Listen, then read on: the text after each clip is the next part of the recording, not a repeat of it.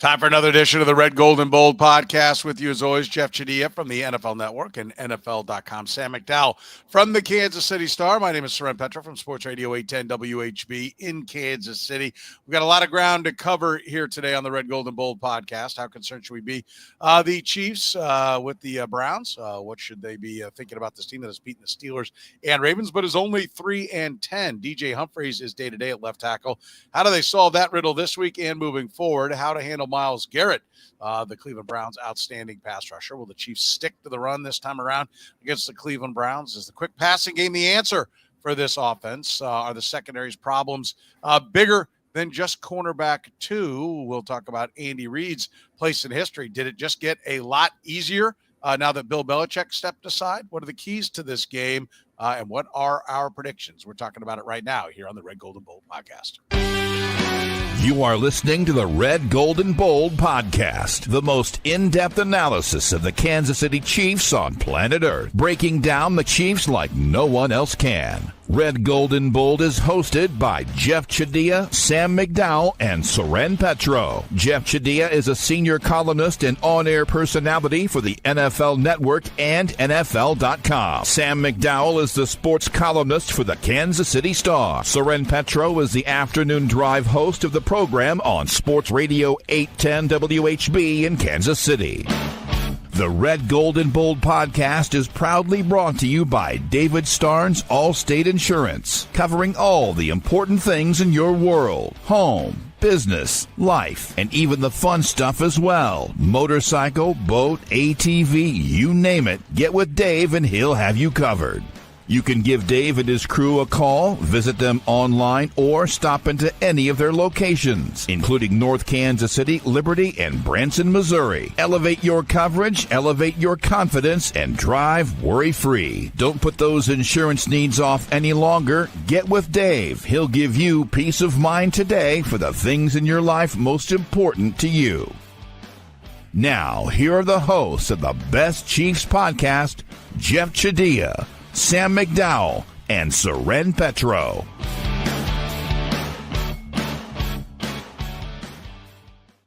And running here on the Red, Gold, and Bold podcast with, as I said, a lot to cover.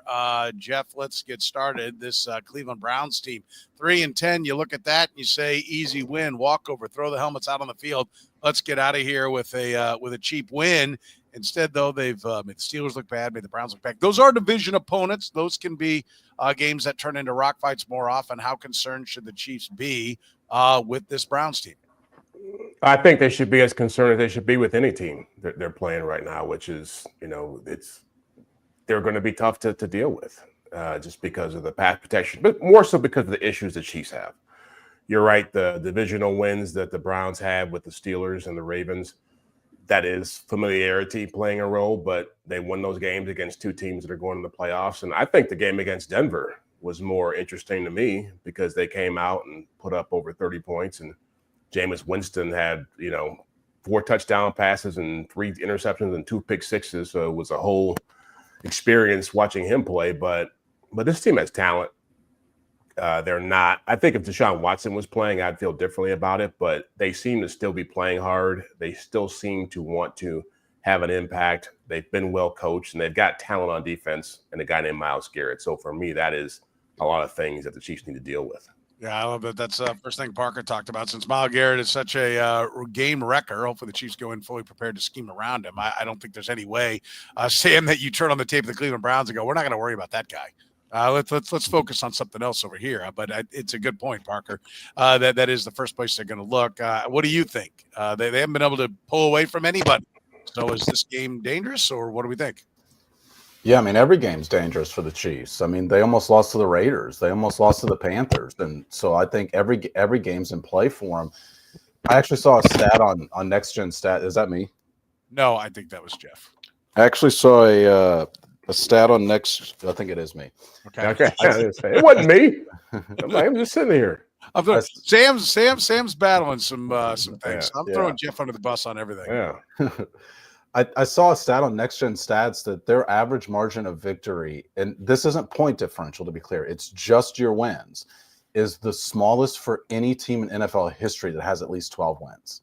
it's only 5.4. So it Well, doesn't. their point differential is like 30 points worse than like the 76 Raiders. It was the Raider team that won the championship, I will point out. So the next worst, but they're like 50 points worse. Yeah, I mean their point differential is like I think they're barely in the top 10, but just margin of victory, it's the worst in NFL history. So every game's in play for the Chiefs, and Jeff said it. This isn't about the Browns to me. The reason the Chiefs should consider this game a challenge, it's about the Chiefs. Like every game is a challenge for them. Even this year, I mean, 10 of their 12 games are by one possession. Like they don't blow teams out. And I know, Soren, you've called it a couple times, but I just don't know that when's the next time we're going to predict that they're just going to blow somebody out, because we haven't seen it. This team has only put up 30 points once all year. It was the result of a game going to overtime. It's been since September of last year that they scored 30-some points. So I just like they don't have the blowouts in them anymore. I think that's a great point, because if not now, then when? I mean, the answer is it's not happening with the Texans, Steelers, and Broncos. I mean, it can happen, but just like to where you'd have confidence that it's going to happen, it's either this one against the Cleveland Browns or, it's not going to happen, because the Browns are there. And listen, what have we talked about? One of the reasons why, and Mike Sando wrote a piece about this. I talked to him about it on the radio show yesterday. One of the reasons why their games tend to be close, they have the second fewest possessions on average, them and their opponents combined, the second fewest possessions per game than anybody in the NFL by a wide margin. Only the Cardinals are slightly lower than they are. So it's a combination of a good defense, right, that makes it hard for the other team to score, but they don't turn the ball over. Yeah, no turn, right? no quick possessions. No takeaways. So every but possession also is a long grind, and all the Chiefs' offensive possessions, they're good, they're efficient, but they're all long grinds. They have the longest average plays per possession, which so they bring they inherently, the way they play, which I think the way they're forced to play, shorten the game, right? They're soaking up a lot of time in the game, and so that will drags it together. And then when you're not explosive, no explosive plays, that where this game could be different and why it might be time to call for it is because Jameis Winston does hand you the ball. Jameis Winston has turned the ball over 6 times in the last 3 games, 9 times in the last 5 games. I mean, he'll keep you in it. Yeah, to your point on some of those stats, I mean, the Chiefs have the most long drive touchdowns as far as 10-plus play touchdowns in the NFL this year, and the most that they've ever had under Patrick Mahomes. But also, they average 7.2 yards per play. Second is 6.7. Like they're half a play more, or per drive. Sorry, 7.2 play per drive. Like they're holding the ball for a long time.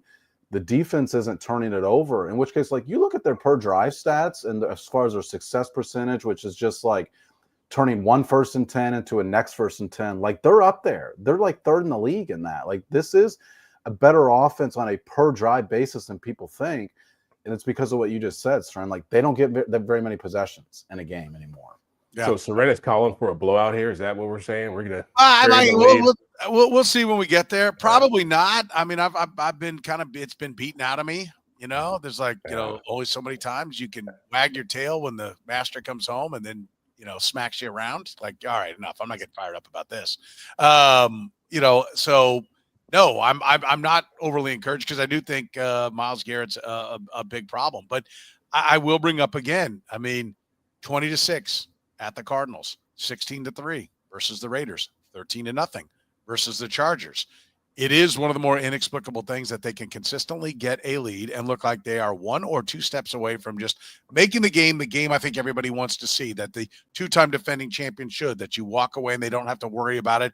It's not they're not coming down. They're not going to be fielding an onside kick or needing a blocked field goal to win it. They have the last 3 weeks seemingly gotten off to good starts. They just can't finish it, which is, again, is that really inexplicable though, or is it just teams are adjusting to what they're seeing them do? I think they come up with a really good game plan, and they've got the script is always really good. But then as the game goes on, teams begin to realize, oh, we can do this, and they have success doing that. I think that there's not as much of a intimidation factor. I think it's like when you would go fight Mike Tyson early on, and you would get knocked out before you got in the ring, and then people realize, well, hey, if we do this or do that, we can stay in the fight and win the fight. I think that's what's happening now with some of these, even the lesser teams the Chiefs are playing, feel like they've got a shot to make some plays. Well, and I think it's what Sam said. I mean, the enemy they're fighting is themselves. right? Like that's what. Or I mean, I think if you're good enough to get up 13-0, you're good enough to at least get to 16-6. You're good enough to get to 20-10. You're good enough to stay out in front.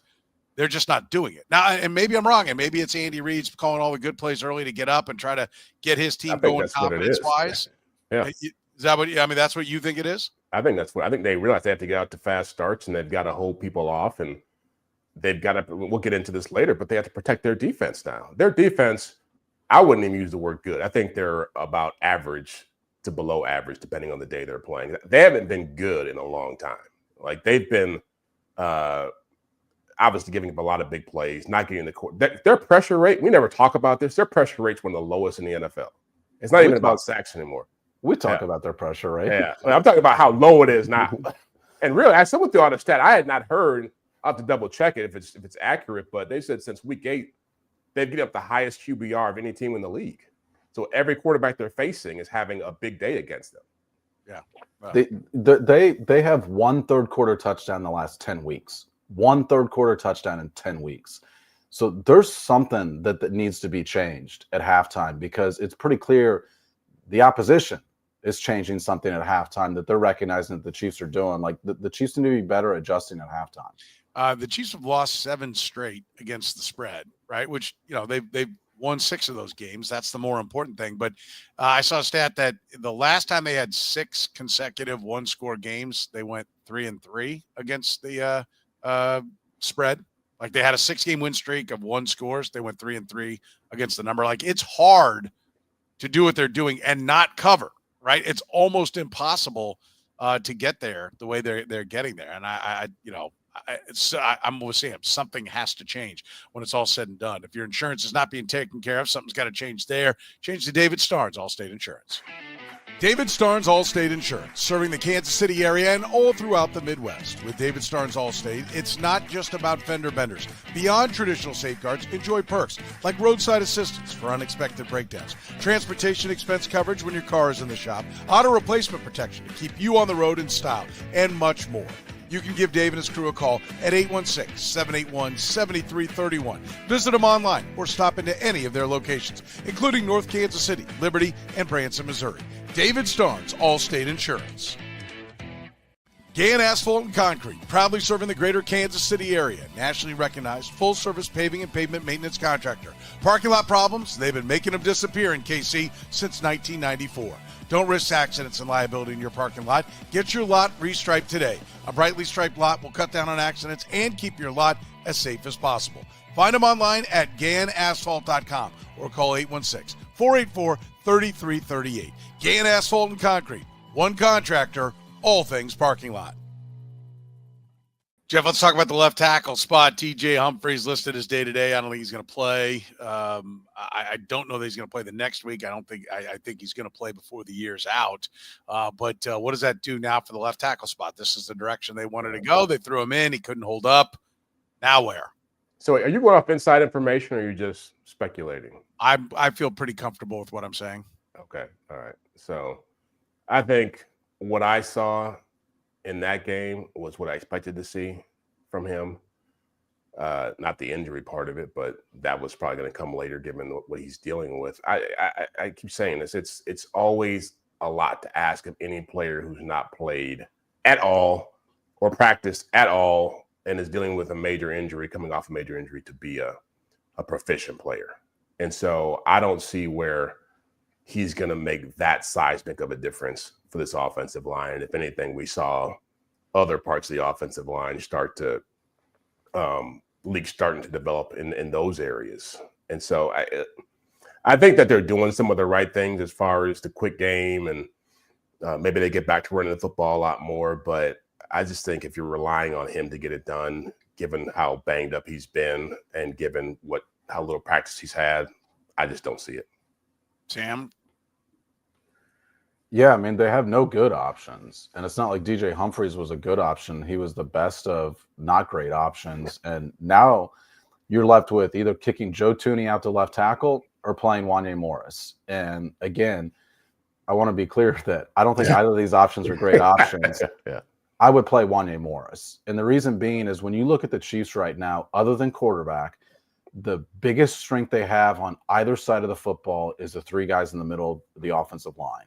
Like, you have been a successful running team despite Kareem Hunt not being a great running back. You still have run with like the third highest success rate in the league.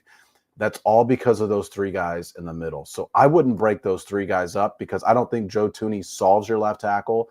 I think he takes away from your left guard, and he's okay at left tackle. So, like I said, no great options, but I think their best of the bunch is to suck it up and play Wanya Morris out at left tackle. Yeah, I think you got to have Joe Thuney on speed dial, though, to move out there, right? Absolutely. If it starts falling apart, I do. There seems to have been a lot of conversation, people liking what they've seen from him and how he's reacted to these negative plays. And that's great that he's got a great attitude and everything, but at some point he's got to do it, right? I mean, that's and I think Ben makes a pretty good point here as well. He said left tackle's been so bad this year, it's got everyone's attention. Their entire inside has also been really bad pass protection. Yeah. I would stop short of really bad on Jawan Taylor. Jawan Taylor ranks 60th amongst offensive tackles overall. He ranks 34th pass blocking, though, which if you got 32 starters, 64 guys. So I'm pointing out he's at the bottom of a starting caliber tackle overall. Yeah, that sounds bad. Yeah, he's like a top number 2 tackle, right? He's kind of where he should be on the right tackle side. But I do think Trey Smith has flown under the radar with some of the issues he's had in pass protection. I think it's a valid point that he puts up there. I want to point something else out when we talk about moving forward. Garrett Bowles re-signed with the Denver Broncos this week. He's 32 years old, or will be. I think he is 32. So I think they've signed him for 33, 34, 35, 36 years old. 4 years, $82 million, $42 million guaranteed. He grades as the 16th best offensive tackle in football. He does grade much better in pass protection, 4th or 5th. These are PFF grades I'm using, not the end-all, be-all, but at least something to start the conversation on. But not in the prime of his career. This is his third contract. Not particularly good run blocking. And 32 years old, and this is what it takes. I think when everybody's like, I took a call this week.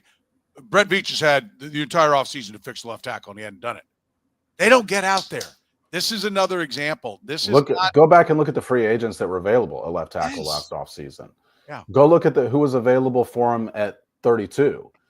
And by the way, Trey Smith, at least according to Pro Football Focus, has not been credited with a sack allowed this year. So I wouldn't say he's horrible at pass protection. I think he's like 28th in pressures allowed just among guards. So obviously there's 2 guards on every team. Like, Trey Smith's not your problem in the pass protection. It's the guys on the outside that are your problem in pass pro. I think he's had some moments. I'm not quite as cheery as you are on that one. I think that's one of the reasons why he's not signed right now. If Trey Smith is your weakness, then you've got a really good front 5. I would agree. Yes, but I think he would be your weakness if you had the old tackles. Right, if you had Eric Fisher and Mitchell Schwartz, he would be the guy. He would be the weakness. Trey Smith is a fine player and is going to make a lot of money, but his strength is being a road grader and run blocking. That's all I'm saying. Yeah, he's much better as a run blocker. But I think what happens in these situations is when one wide receiver is struggling or the Chiefs are struggling to pass the ball, then suddenly every wide receiver sucks. When pass pro's a problem, then this narrative becomes that the whole offensive line stinks. And Trey Smith absolutely does not stink. Like, he is a better than average pass protector, and he's a terrific run blocker. Like, he is not the reason that Patrick Mahomes has taken more hits than any other year of his career. What do you think the strategy is to try to stop Myles Garrett, Jeff? Pray. Yeah, a lot of Hail Marys, and I don't think they've got an answer for it. I think he's going to have a huge day. I just don't know where whoever you're putting out there, whether it's Wanya Morris, Joe Thuney, I think he would step on Joe Thuney. Like, he's do we know he's going to play? I mean, traditionally, let's start there, because traditionally he's on the left side, correct? Yeah. No, he plays the right. He plays on the right. Yeah, 80% of his snaps come on the right side against the left tackle. Because he's listed on the depth chart I was looking at, because it has him as the left defensive end. Oh, and yeah, that's wrong. Right. It's there's one game this year, and I can't remember which one it was, where he did line up on here. He did line up He on can the move right. around. Yeah. He lined up in week 2. And I'm not sure who they would have played in week 2 here, but he lined up the Jaguars. Against the Jaguars, he decided to pick more on the right tackle. Every other game, he's lined up quite a few more snaps on the left side. All right, and so what on the do left you tackle. do? What do you do? One, Well, I mean, the praying thing is a good start. I agree with Jeff, Sam. What do you do? Well, to me, like Myles Garrett is your number one problem in this game, but the bigger issue for the Chiefs is it's not just Myles Garrett. Like the Browns are second in the league in pressure percentage. Yeah. And Myles Garrett's the primary reason for that, but he's not the entirety of that stat. So, like, I don't know that you can shade your offensive line to help solve this problem. I think one of the answers is Kareem Hunt's going to have to get more snaps because he's your best running back at chipping. He's better than Isaiah Pacheco is at chipping on the outside. And I know the Chiefs hate leaving an extra guy in, but Noah Gray's has been graded as a very good pass blocker this year. And so Noah Gray and Kareem Hunt might need to be part of the double team answer for this. I don't think there's any might. There's no way. And what would be wrong? Why is it that the Kansas City Chiefs can see Chris Jones double team play after play after play, and yet no one, they don't seem to be capable of double teaming anybody? Well, they got some lighter guys for one. I think that's, their tight ends are receiving tight ends. Their backs. They don't even make it like it's only chipping. They never just say we're going to take this guy out. Yeah, but I've seen some highlights or lowlights of Travis Kelce chipping lately, and it's almost like it's just a little shove to the side. I'm getting onto my route type of approach to it. And so, yeah, I think if you've got a Blake Bell or someone like that, a little bigger guy, and it could help. But part of it too is, we'll get to this in a second, is just the play calling. This is a game where you're probably going to have to be a lot more conservative in your play calling if you're Andy Reid. This is a game where you're probably going to have to do some things with Patrick Mahomes that you don't like to do, but to win the game and prevent him from being the Browns win this game if Myles Garrett goes crazy. That it's as simple as that. So they got to find a way to stop that from happening. I want to add a couple things here real quick. Screen game and jet sweeps, please. Yeah. Tommy's out, right? Tommy's ready to call the plays. Yeah. This is interesting. And Yozo, why not play 6 O linemen? Just 2 left tackles, one lined up behind the other. Right. Yeah. And listen, I in theory that's great, but then they'll just put Myles Garrett on the other side, right? That's like, I understand what he's saying, so I don't want to be flippant about it. Like, yes, but then which side do you line him up on? Because they'll just flip Myles Garrett to the other side. I mean, that sounds great. Let's just put him put another tackle at tight end and let's maul Myles Garrett, right? It doesn't work that way, because I mean, you'd have to play 7 and be ready for him on either side, and they're not going to do that. So listen, it's not awful. I mean, I understand the logic behind it, and that's why most teams would like to have a pass blocking tight end that would be that kind of guy. The Chiefs just don't have that guy on the roster. Yeah, it's interesting though, because I did the Bills game last week. I don't want to turn this into a Bills fest, but like they're one of the top teams in the league in terms of using a 6th offensive lineman in their regular offensive sets, because they've got a lot of receiving tight ends, and so they run a lot of stuff out of that, and they've gotten their run game to be more effective with that 6th offensive lineman. So the idea is not just you're mauling people, but keeping people off balance. You're having them deal with one other aspect of your offense that may limit his ability to just, peel his ears back and just take off and get after your quarterback. So I think I understand what that guy's saying. Yeah. Sam, you were going to say something. I kind of cut you off. No, I mean, this goes back to the left tackle spot in general, is that there's not a great answer for Myles Garrett. It's why Myles Garrett is Myles Garrett. I mean, nobody has an answer for Myles Garrett. He's second in the league in pressures this year, and on a really bad defense, like, he still can wreck a game. So sure, they're going to have to change up their play calling. They're going to have to give him extra attention and chip him and possibly double team him. But Myles Garrett finds a way. Like, he will have an imprint on this game, because the Chiefs just don't have the personnel to solve Myles Garrett. Yeah, I think that's a great point. By the way, I want to throw a shout out to one of our great sponsors, Whataburger. We got the 10 double meat Whataburger. It's basically 10 double burgers with all the trimmings on the side: lettuce, tomato, pickles, mayonnaise, mustard, ketchup, everything you need. We had it for the game last weekend. It was phenomenal, but we didn't stop there. We got the 36 What a Wings bundle too, with all kinds of different flavors. If you like, I love buffalo wings. I've never really been into the Nashville, like a Nashville chicken sandwich. We got the Nashville hot. It was great. It was hot, but it's super flavorful. Loved it. Thanks to our friends at Whataburger.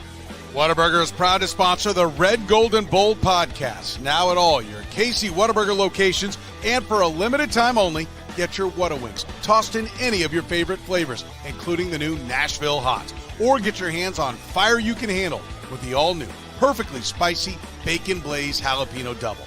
Get a kick this football season with these great new limited-time Whataburger favorites. Stop by any of the Kansas City Whataburger locations today. Whataburger's open 24 hours a day. Unlock a premium dispensary experience at Key Cannabis. Visit any one of our 12 Key Cannabis locations across Missouri for a huge selection of cannabis products and expert recommendations from Missouri's friendliest bud tenders. Quick service, convenient online ordering, drive-through pickup, and a fantastic loyalty program. Plus, Key Cannabis offers discounts for veterans, med patients, cannabis industry professionals, seniors, first responders, and students. Visit us in KC North, South KC, and Belton. Open 7 days a week, or shop online at keycannabis.com. Key Cannabis, open for premium cannabis experiences. All right, let's roll on here. Jeff, let's talk a little bit about running the football. Is it time for them to finally, and we mentioned trying to block Myles Garrett, is it time for them to say we're going to ground and pound?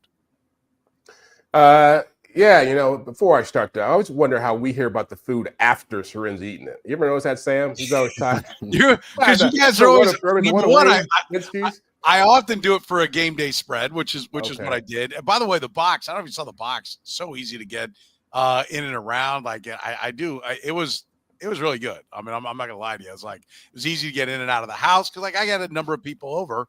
I mean, there's 10 double cheeseburgers in there, all the fixings, all the trimmings, and then all the wings and everything. It was pretty awesome. You're welcome to come over, but you got to not cover the game. Okay. Different kind of ground and pound going on, yeah. But we'll do a tournament time. All right. Okay. Good to know. No, I think I've been saying it all year. I think Sam's been behind me on this. Like running the football it's not going to fix everything, but I certainly think it could help the cause. And when the best way to slow down pass rushers is to run the ball at them, to take away their legs and make them a little more off balance.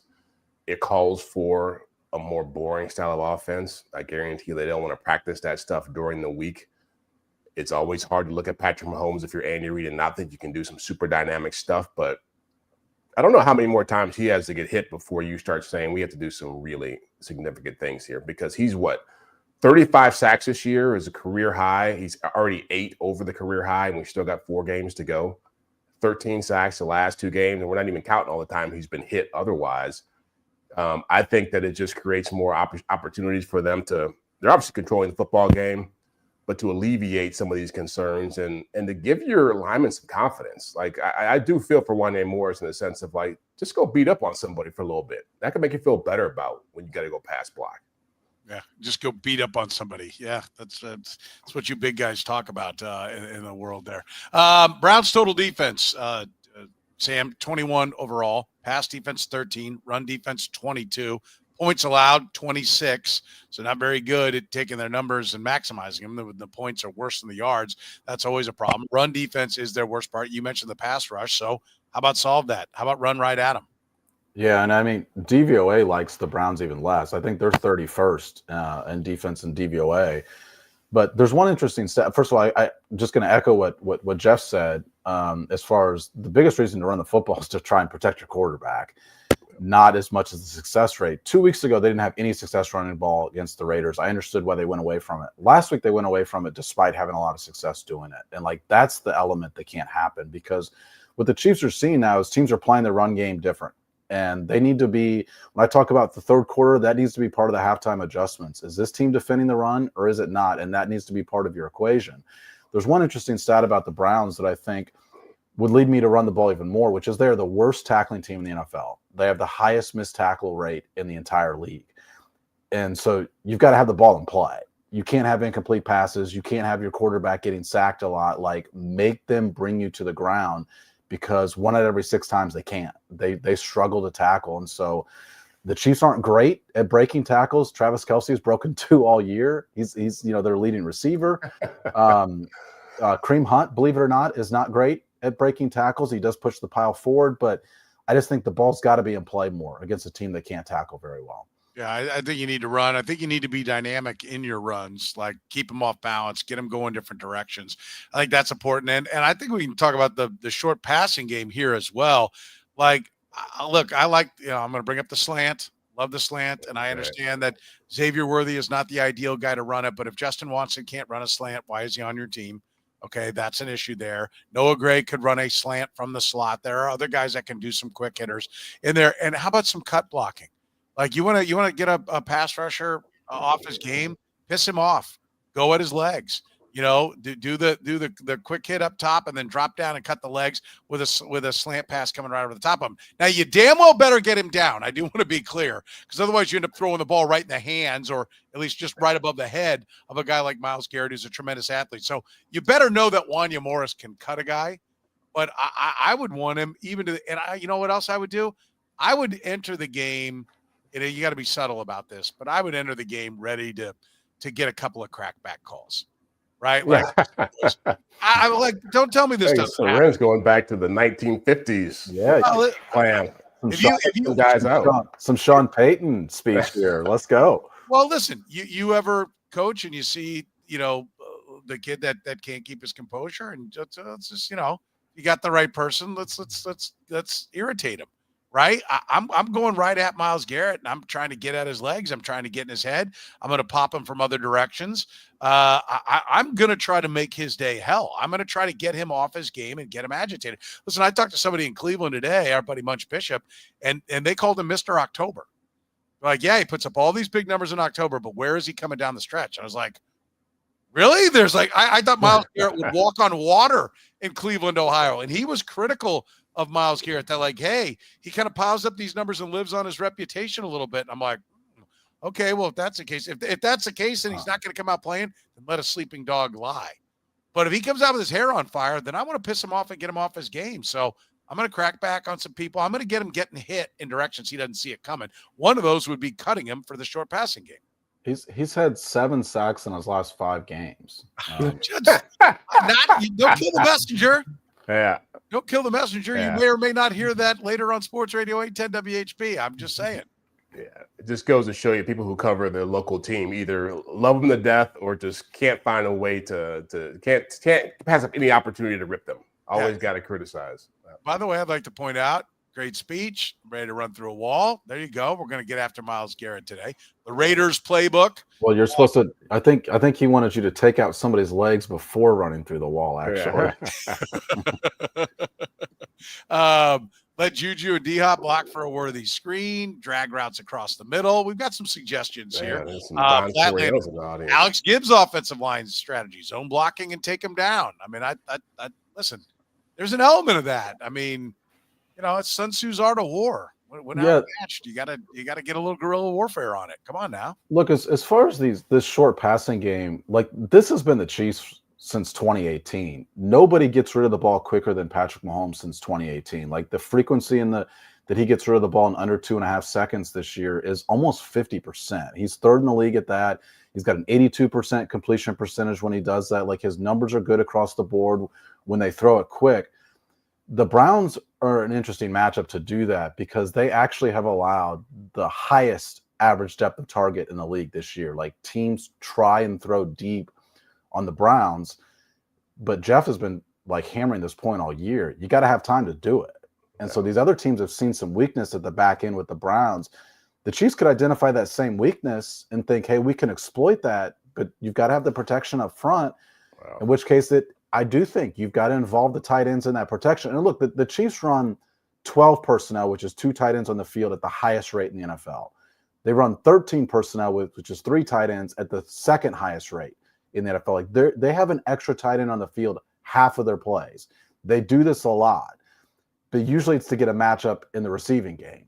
And on Sunday, it might be to help protect for these deeper passes that other teams have seen a weakness in the Browns. Okay.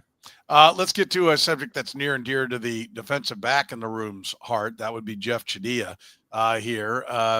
Were you were a corner? Safety. You were a safety. I was going to say because you blew up to a safety minimum later in life. Yeah. All right. So are the problems just cornerback number 2? I think I know where this is coming. Like, is it just Josh Williams going in there, or do they have much bigger problems that they've been able to mask for part of the year? Yeah, I think Sam actually brought this up a few weeks ago, and we kind of just glossed over it. But Brian Cook is, I don't know how much longer he's going to have that job.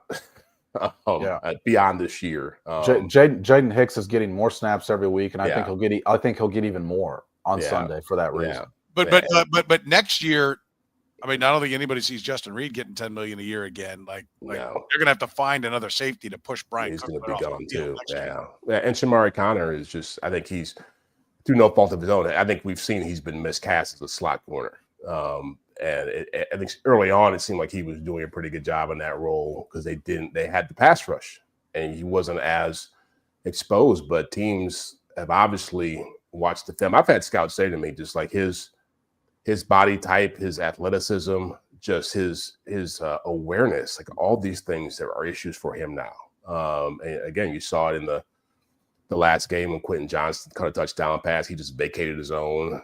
Had no feel for where he was at, and the Carolina Panthers were able to just take him apart in the slot when they were blitzing, and with guys like Adam Thielen. And so, no, I don't think it's just a question of cornerback 2 anymore. It's a question of all these guys, and McDuffie really on the outside is not nearly as impactful as he was playing in the slot. So Steve Spagnuolo is going to try to move some guys around and get more guys in the mix, and some guys probably deserve to play more now, but it's clear like he's going to all options to try to fix this, because so much of their defensive success is disguise and confusion, and you can't really do that when you got guys who are abilities. Yeah, Sam, I mean, I think that sums it up pretty good. I mean, they want to disguise, but to disguise, you have to be able to cover, and they got a lot of guys that can't cover. All of a sudden, they're being exposed. The safeties aren't even, especially on deep balls, they're not even close to guys. Yeah. Right? I mean, not even close. Yeah. I mean, I think the reason that Jaden Hicks will play more is specifically because of coverage. Like, they recognize that their safeties are not – first of all, they're getting placed in one-on-one situations with wide receivers too frequently. But they're not helping on these deep shots either. And to add to what Jeff said, let's look at this from a matchup perspective. You have the guy who will take the ultimate chance and just throw it up. And Jerry Jeudy has thrived with Jameis Winston as his quarterback. To look at some specific numbers on that, since Winston took over in week 8, Jeudy has 55 more yards on downfield shots than anybody else in the NFL, according to Next Gen Stats.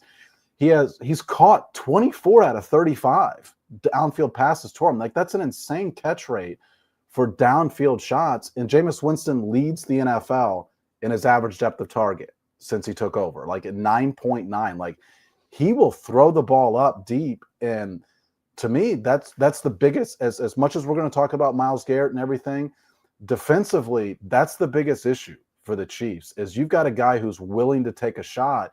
And the Chiefs aren't great at the point of catch either. Like, even if you've got coverage, we've seen Trent McDuffie several times where he's great at guarding the player and he's not as great at the point of catch. And this is a guy who'll say, I'll try it. I'm willing to test you. Like, he's got the highest turnover worthy percentage throws in the NFL. Like, he's just willing to take shots. And this is a pretty interesting secondary to try and take those shots against. Oh, it does feel kind of boom or bust, doesn't it? Right? Yes, that's exactly what he is. Yes. This could be, if he has a day, he could light you up. If he's off, this could be the Trent McDuffie gets 2 picks, right? His first and second pick in this one, because he's going to put it out there for sure. I want to talk a little bit about the Bill Belichick, moving on what this means for Andy Reid, big picture. First, let us tell you about our friends at David Starnes Allstate Insurance. David Starnes Allstate Insurance. Elevate your coverage, elevate your confidence, and drive worry-free. Covering all the important things in your world: home, business, life, and even the fun stuff, as well as your motorcycle, boat, ATV, and you name it. Get with Dave, and he'll get you covered. You can give Dave and his crew a call at 816-781-7331. Visit them online or stop into any of their locations, North Kansas City, Liberty, and Branson, Missouri. Don't put those insurance needs off any longer. Get with Dave today. He'll give you peace of mind for the things in your life most important to you. David Starnes, Allstate Insurance. Gann Asphalt and Concrete, proudly serving the greater Kansas City area. Nationally recognized full-service paving and pavement maintenance contractor. Locally owned and making parking lot problems disappear in Kansas City since 1994. Let Gann educate you about the most cost-effective way to solve your parking lot problems. Free consultations, no commissions, in-house crews. Every project comes with a written warning. Gann Asphalt keeps your parking lot safer and helps you and your business avoid unnecessary delays and costly expenses. Find Gann online at GannAsphalt.com or call 816-484-3338. Gann Asphalt and Concrete, one contractor, all things parking lot. Bill Belichick's going to the North Carolina Tar Heels. Looks like no one's going to give him the kind of power he wants in the NFL. Jeff, does this now end Bill Belichick's chances of making a run at Don Shula? And does it open the door wide open for Andy Reid to make a run at being the winningest coach in NFL history? Yes and yes. If Bill Belichick is serious about this opportunity at Carolina, I don't think he's going to just bounce in there and bounce out. I think he's going to really give it his all. And I think college football has changed to the point where he probably sees some opportunities there to bring in the professional mindset and have an impact. And look, one of his best friends is Nick Saban. I guarantee you had a long conversation with him about that. He's had plenty of coaches go coach in college, like Charlie Weiss and Bill O'Brien. So I don't think he went through this without thinking about it. I think he read the tea leaves and saw the NFL was just not feeling, what he was putting out there anymore, that the game has changed. You got to have a lot of people who want to see you in the building and buy into what you're selling. And the kind of that he wants to have is just people don't want to give that up too easily. And so, I think the door is open for Andy. I think he's needs about 51 more wins to get there or to tie Don Shula's record. I mean, at this pace, you're probably thinking 4 to 5 years to make that happen. I think his contract runs out, in 4 to 5 years. So we'll see how much that means to him and certainly factor into this. But I think he can certainly make a run at it. And I think he's got a pretty good chance. Matt, Bill is 72 years old, and that makes him the oldest coach in college football by 3 years. But he's 3 years, 30 million of it's guaranteed, 5 years, 50 million total. Going to have a staff of all his guys. So maybe this is a comfortable place. Sam, what does it do for Andy Reid now? 270 wins, 328 for Don Shula. That's the regular season numbers that are out there. Overall, Don Shula has a total of 347 when he had in the playoff wins. Andy Reid, in his playoff wins, because the list I'm looking at doesn't have to be a What's the record? Which one is it? I hear both numbers. Which one is the record? Take your pick. Which one do you prefer? I mean, I know when Don Shula was breaking it, it was about the regular season wins. Yeah. It was regular season wins and playoff wins were something different. It seems like when he set the bar so far out there, people are like, well, maybe if we add playoff wins, somebody can run this guy down quicker. So both numbers get talked about. Sam, does this open the door for Andy Reid? Does he have the longevity left to make that run? Yeah, I mean, I feel like that question, you're just predicting his health, because I think Andy Reid is every bit as invested in the game as he ever has been. What's funny about Bill Belichick being 72 is North Carolina actually got younger at head coach with the switch this offseason. But the other thing that's interesting to me about his age is how often do we, like the last 2 Super Bowls, it's been a major topic among national media is Andy Reid's going to retire. Andy Reid's going to retire. None of us locally get that feeling that he's wanting to leave. Like I said, Don't get me started. Health the pending. last 2 Super Bowls, the stories that have been reported, are the most asinine. Just I've got an editor who's telling me to put something out there, and somebody who's not connected to Andy Reid said something, and I am reporting it as a story. There has been no. Well, I think Jake Glazer put one out there, didn't he? Yes, and it was wrong. It was 2 years ago. I wasn't going to name a name, but you did it 2 years ago. He was patently wrong. It was nothing to it. It was 3 or 4 hours before the game. But to me, the other context of this is Belichick is 6 years older than Andy Reid. And I saw a ton of national media tweeting out that, oh my God, Bill Belichick said, I didn't come here to leave. And it's like, we're already talking about Bill Belichick's next job.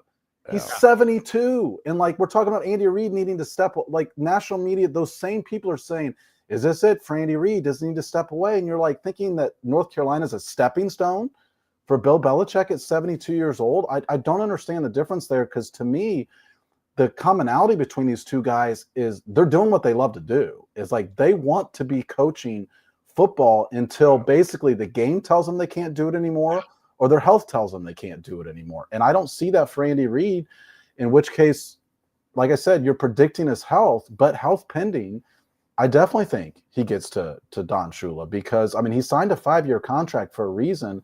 And if you're including playoff wins, Jeff did the math on it. I think you probably do get there in the rest of this year and then the 4 more, which is exactly what his contract is. Yeah, I think the key thing that I would say to people that are Chiefs fans, Andy Reid will coach as long as he can physically do it. Yes. And if there comes a time that it's too painful for him to get out to because he does not walk well. He is not, fleet of foot, but he's also taken some pounds off over the years. I think he knows there's a level of health he's got to be at to coach. I don't know how long that'll last. He's 66 years old right now. But if he can physically go out, he is, to me, in the Bear Bryant category, in the Joe Paterno category. He is going to coach every day that he can physically do it. And so that will be what determines, unless he does get old, because I will point out, and when I mean old of mind, his ability to change, adapt, see where the game is going, and do that. That does happen to people. I mean, I'll never forget Grambling's coach, Eddie Robinson. He was it was tough. He physically had a hard time getting on the field, and just nobody would let him go. And he had been such a brilliant coach for years there, and he had all these records. But it was tough. I mean, they were bad. They weren't winning, but nobody would tell Eddie Robinson he needed to walk away. Now I think Andy Reid will do a better job of recognizing it. But I wonder how much he has adjusted into letting some of his assistants do some of the lifting. That's what I was going to say. I think that, I don't know, and somebody said that people may have overestimated what that record meant to Belichick. That may be overblown. I don't know how much the record would mean to Andy. I think Andy cares more about helping people, and I could see him leaving this place in the same way that what's his name down in Tampa, Bruce Arians. Bruce Arians left. Where like, hey, here you go, Todd. Take the team. It's all yours. Oh, I don't even think he has to do that. I mean, the guy he would leave it to played college football with the general manager. So exactly. Well, yeah, but I'm saying I think that's I don't know if he's going to chase the record. That's what I'm saying. I think if he gets there, great, but I think he's not going to probably stick around just to break that record. I think real quick, do you think the record is important to him, Sam? Like, we know he loves coaching and he wants to coach, and he may just get there because he's doing what he wants to do. But I think Belichick, most people around him say he wanted that record. Late in his career, once he saw that it was attainable, he wanted it, and he didn't get there. Do you think Andy Reid, this might be the first time that he can look at it, because it's been nothing to think about, because Bill's out there hanging a number and still pushing it forward. I don't know that I can get to Bill. Bill's out of the way now, and it's a stationary target. Do you think Andy Reid wants it? Yeah, absolutely. I mean, how can you have such an affinity for the history of the game and not care about that? Now, will he come back for an extra 2 years or something because the record's in sight? I think I do lean more towards what Jeff said. I don't think it's going to be the ultimate driving force of whether or not he's still coaching. But one other point on this Andy Reid thing and his age is this season has been a season of adapting. And this team in the offseason was intending to throw the deep ball more this year. That was a strategy in large part predicated around having Hollywood Brown. They didn't have him. Early in the season, they became a team that was all yards after catch. They had to make that adjustment on the fly after preseason, after training camp, and they became that team. Rashee Rice was leading the league by a wide margin in yards after catch through 3 games. Rashee Rice is out. For the first time in the Patrick Mahomes era, they are running the ball on first down more often than they're passing the ball. Like, that is a significant change for a guy we know wants to pass the ball. Mid-season, they get DeAndre Hopkins, who does not fit the way Andy Reid likes to run offense as far as just go get open. We want to get you in space. DeAndre Hopkins doesn't operate in space. His quarterback doesn't like to throw tight window throws. We've seen them throw back shoulder throws the last 2 weeks. Like, this has been a season where they've made a lot of adjustments because personnel has forced them to. I just don't really agree with the narrative that Andy Reid doesn't change. I think he's changed a lot this year. Yeah, I'm saying there will come a time when I'm saying just in general, like, this isn't like your narrative. This is a narrative that exists with Andy Reid not being able to change. And I'm just saying there's been a lot of change this year. Just because the results are what people want doesn't mean it's the product of not changing. I'm glad you're not picking a fight there, Sam, because you were going to get one. Real quick, by the way, Andy Reid, did you know that this year, at least so far with his 12-1 this year, coupled with Belichick's dive later, Andy Reid now has a better regular season win percentage than Bill Belichick, 650 to 647. And I think those are the little things when you talk about greatest coach of all time. Andy Reid's got to win some more championships to get into the conversation. I think if he gets to 5, he's on the board and could take the title away. I don't know about that. I think Belichick's got a pretty good lead in that category. I think if Andy Reid wins 5, I would tell you Andy Reid is the greatest coach of all time, and I would say you would. I don't know if you would have vote. Bill Belichick's record without Tom Brady is abysmal. It is ass. And what's Andy without Patrick Mahomes? Really good. It's 4 conference championships. Or playing in 4 conference championship games, making a Super Bowl. Bill Belichick has not sniffed real postseason success without Tom Brady. It's abysmal. Andy Reid, I think he did pretty well in Cleveland until no, he didn't. Go look it up. No, he didn't. He had 1 year where he got into the playoffs. Oh, there were 3 years, and they moved the team, right? Bill, and which is the whole narrative, and that was a fine narrative to put out there and for people to buy until he completely crapped in his hat the moment he won. Brady left. He won 1 playoff game in Cleveland, one winning season. But I think they only went to the playoffs once with him there, right? In Cleveland, but Jeff, yes, that's the indictment. 6-10, 7-9, 7-9, 11-5, 5-11, and then Aaron's been like, what was the team before he was there? How many years does it take to get it up and running? How many excuses do you have to make for this guy? He sucked. He has sucked without Tom Brady. I think he was. Well, put it this way. I would say this. What is Bill Belichick most known for? Being one of the best defensive minds. Carrying Tom Brady's bags. Before Bill Parcells.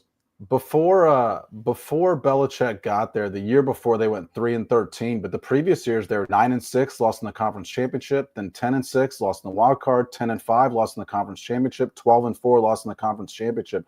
So they only had, and then 8-8, 1, 2, 3, 4, 5. Only 5 of the previous 6 years were not a losing season before Bill Belichick got there. I'm fine with Belichick being called the greatest coach of all time right now, but I will tell you he is overrated. Right? Because I don't think anybody would ever. Then why doesn't anyone in the NFL want him? This is 2 straight cycles. Because he's power hungry. Because he wants all the power. But makes him a bad coach. If he's terrific at it, why not give him the power? Why not deal with that aspect? Because you've got people in your building who've cultivated power that they want to hold on to and don't want the owners. That was the story. They're losing their jobs. That was the story with the Falcons. Get rid of them then. Then get rid of them to make room for this greatest coach of all time. Get rid of them. It was the same problem Jim Harbaugh had a couple of years ago when he went to the Vikings, and he was like, "Hey, get rid of this guy, get rid of that guy, and we're not bringing you in." But if he's the greatest coach of all time, isn't it worth it? If he's the greatest coach of all time, Jeff, because your mic goes out every time you wave your hands. Isn't it? Yeah. Well, Mike Vrabel's going through the same problem. Mike Vrabel has the same problem right now. Like, as good as Mike Vrabel was, he didn't get hired last year because that's fine. We're not talking about Mike Vrabel being one of the great coaches of all time. That is clearly a problem for Mike Vrabel. That is definitely a negative. I agree. You asked me why he didn't get hired. So I agree with you that is the issue. My point is, if he is the greatest of all time and he's still that guy, then clear everyone out, make room for him, make the sacrifice to give him all the power if he's the greatest of all time. I'm telling you, there aren't many owners who are going to have that kind of willingness. Those owners are looking for their lieutenants to tell them what to do.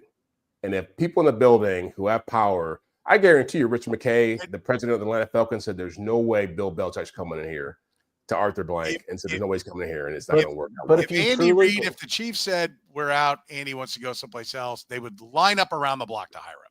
They are not lining up around the block to hire Bill Belichick. I agree. I keep saying it's a personality thing. It's not a performance thing. It's what comes with him. If you think that Bill Belichick is like can't coach, you're kidding yourself. No, we think he's lost his fastball. I think he is a tremendous. No, he's a great coach. He's a great coach. What are we saying? We're saying that there's a reason that teams don't think it's worth it, and it's not, if he was the greatest of all time, to where nobody else could match that. You deal with the headache of all the other stuff because if you really think that's who he is, you're going to be winning games, and nobody in your building is going to be bitching if you're going to the Super Bowl every year. We will continue this. This honestly should be. This is a great summer podcast. Let's mark it down. We will put it down on the summer tour. All right. Key to the game. Who wins? What's the score, Jeff? Key to the game is Myles Garrett. Controlling Myles Garrett, and to be honest with you, not letting Jameis Winston have a good day. Because he can have a good day. If he had a good day against the Denver Broncos, who granted were not playing one of their cornerbacks, Levi Jackson was playing when Jerry Jeudy went off against them. Certainly, the Chiefs could give a big day to him as well. So they gotta keep him from going for like 405 touchdowns, and they got to keep Myles Garrett from having 5 sacks. If they do that, I think the Chiefs end up winning. I'll take them 21-20. Okay, it goes 21-20. Wow. Okay, 21-20. Sam? So I feel like this is a cop-out because turnovers are a major part of every game. And so to say, hey, you've got to get a turnover or two. But I think that's the key to the game, because if Jameis Winston does not turn the ball over, it's not because he's going to be taking fewer chances on you. Like, you have to turn him over because, like I mentioned earlier, he has the highest turnover-worthy play percentage in the NFL. It's almost 5%. Of his throws should be turnovers. You've got to take advantage of that if you're the Chiefs secondary. And if you're not, he's going to be beating you. He tries for the explosive play at an extremely high rate. And if you're not punishing him for that, then it means you're getting beat. So I think the Chiefs have to turn him over. We've had 18 people in our chat predict that Trent McDuffie gets his first interception this year, which maybe he does. Like it's if you're going to pick a game, this should be the game you pick. But you should say that among all the defensive backs. Like, somebody's got to pick them off in this game. I do think the Chiefs get a turnover because the odds suggest that Jameis Winston is not going to go through a game without a turnover. So I'm very similar to Jeff. I've got 23-20 Chiefs. Okay, KC 23-20. I do think Myles Garrett is the key. Keep him off Patrick Mahomes, whatever you have to do. I think they need to run the ball effectively. And I think they got to get the ball to Xavier Worthy. I think he is growing, and I think there's going to be some opportunities for him here against the Cleveland Browns. I'm not unleashing the fury, but I am taking the Chiefs 27-16. I think that's the fury. They win. It's bucking history. 2 possessions. That's the fury. That's not the fury. That's unleashing the fury. You have to put a 30 in front. By the way, Matt was waiting for it. Unleash the fury. I love this one. Tommy, Soren is going to unleash the fury 23-17. Yeah. Soren thinks it's still 20-23. I want a little better than that. 27-16. I will take the Chiefs. Listen, you can always support the Red, Gold, and Bold podcast by supporting our great sponsors like David Starnes, Allstate Insurance. Give his crew a call if you got any insurance needs, 816-781-7331. Our friends at Gann Asphalt and Concrete, solving parking lot problems in Kansas City for 30 years. Find them online at GannAsphalt.com. Whataburger, now at all your KC Whataburger locations for a limited time only. Get your Whata wings tossed in any of your favorite flavors, including the new Nashville Hot. I loved it. I love buffalo sauce, but the Nashville Hot was really, really good. Check those out. And, of course, our friends at Key Cannabis. Key Cannabis offers discounts for veterans, med patients, cannabis industry professionals, seniors, first responders, and students. Open 7 days a week or shop online at keycannabis.com. For Jeff Chadiha from the NFL Network, Sam McDowell from the Kansas City Star, I'm Soren Petro from Sports Radio 810 WHB in Kansas City, saying thank you very much for joining us here on the Red, Gold, and Bold podcast.